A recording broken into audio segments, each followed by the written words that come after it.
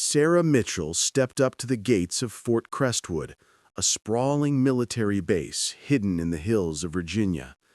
Her faded jacket and scuffed sneakers looked wildly out of place among the crisp uniforms patrolling the entrance.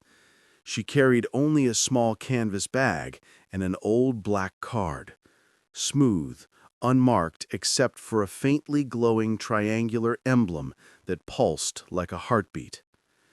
The guards saw none of that. They only saw a woman who looked like she didn't belong. "Ma'am, this isn't a visitor's center," Private Jenkins scoffed, laughing as he looked her up and down.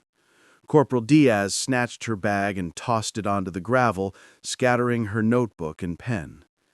Sarah stayed silent, her posture straight, her calm unwavering. When Jenkins jokingly tapped her card against the scanner, the device shrieked to life. "Override level, Zeta. Welcome, Commander Sarah Mitchell."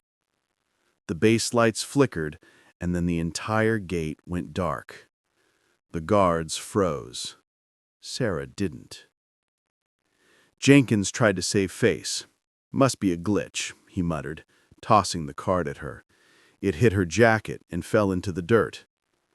"Pick it up," he said sharply. She lifted the card slowly and looked at him. "You done?" A simple question, but it stripped the smirk right off his face. Captain Peterson stormed out of the guardhouse, red-faced and furious. Without listening to a single word she said, he ordered her restrained.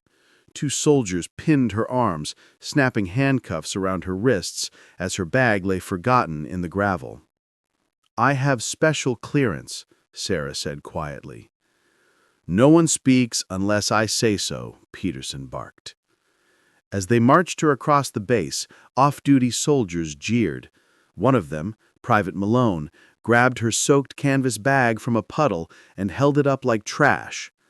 "What's with the glow stick card? Think you're some secret agent?" "That bag's worth more than your mouth," Sarah said calmly, meeting his eyes until he looked away. They shoved her into a holding room, bare concrete, one flickering bulb overhead. Peterson and Ruiz mocked her, certain she was a fraud.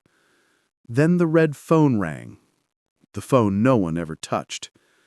Peterson answered and went pale instantly. "Did you just handcuff Sarah Mitchell?" General Crowley's voice thundered through the receiver. "The last surviving operative from Operation Dragon Eye? Release her, now." Peterson fumbled to unlock her cuffs. Sarah simply said, "I don't need an apology. I need your cooperation." Outside, the soldiers stared in stunned silence as she reclaimed her bag and walked through the now open gate. Larson whispered, "Her clearance is above the president." No one dared speak as she entered the operations building. Inside, Lieutenant Colonel Doyle spotted her, his face twisted with rage. "You," he barked, "the reason my team died." He slammed a file across the table, scattering papers. A smug lieutenant laughed, adding, "Probably hid behind the front line." Then Doyle deliberately poured water across her documents. She didn't raise her voice, she didn't react at all. She simply picked up the wet papers, shook them off, and asked, "You finished?" The room fell silent. She placed her hand on the biometric console. Instantly, every screen lit up with restricted files.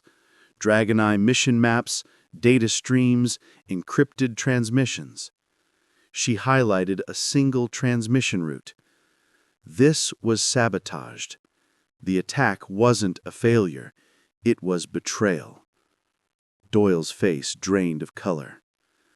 The next day, during a briefing, Major Kendall mocked her in front of the room. He ripped her pointer from her hand and tossed it across the table. She simply handed it back to him. "You need this more than I do." The officers didn't laugh this time. Later, when Kendall's unit suffered a major breach, one her protocol would have prevented. Colonel Vance reinstated her work and stripped Kendall of command. Her reputation changed overnight, but the harassment didn't stop. In the mess hall, Sergeant Waller smeared ketchup across her notebook, laughing loudly. She wiped the page clean. "You talk a lot for someone with no clearance." By the afternoon, half the base had fallen silent around her. Then the Secretary of Defense arrived. A helicopter landed outside, blades thundering. He marched straight into the operations room, a red-sealed dossier in hand. "Commander Mitchell," he said, handing it to her. "Welcome back." MPs escorted Doyle out in shame as the main screen displayed, "Mission reinstated. Commander Sarah Mitchell." Every officer straightened up. Sarah took the command seat. Her presence filled the room. Colonel Vance leaned to another officer and whispered, "We threw water in the face of a lion." During a training session, Captain Lyle tore up her notes and told her to stick to waving her magic card. She didn't answer. Hours later, a base-wide alert traced a security failure directly to Lyle ignoring her protocol. Lyle was stripped of command. Sarah was put in charge of the fix. Officers began to step aside when she walked through halls, not out of fear, out of respect. But some still tried to test her. Lieutenant Baxter mocked her near the coffee station, throwing napkins at her jacket. "You're loud for someone with no clearance," she said, not even looking up. He stopped laughing first. And slowly, quietly, the base adjusted around her. Conversations softened when she entered a room. Mockery died in throats. Eyes followed her with a new understanding. Her card didn't give her authority. Her presence did. One night she was called into a secure room. A Pentagon feed flickered on, General Crowley's face grave. "Mitchell, we have a new threat. Same signature as Dragon Eye." Only her card could open the encrypted file. The officers behind her watched the glow of the emblem on her jacket. One whispered, "She's running the show now." When Major Stanton publicly shredded her report and told her to go play spy, she calmly presented a backup copy. The next morning, Stanton's entire team was grounded for multiple breaches her audit had uncovered. Crowley looked him in the eye and said, "You ignored him. Now face the consequences." Sarah said nothing. She didn't need to. Her work spoke for her. Her presence reshaped the air around her. Back in the operations room, she sat with her dossier open and her pen moving quietly on her notepad. Officers who once mocked her now watched her with caution. No, with respect. The black card clipped to her jacket glowed faintly, but she didn't need to flash it anymore. Sarah Mitchell had already become the authority.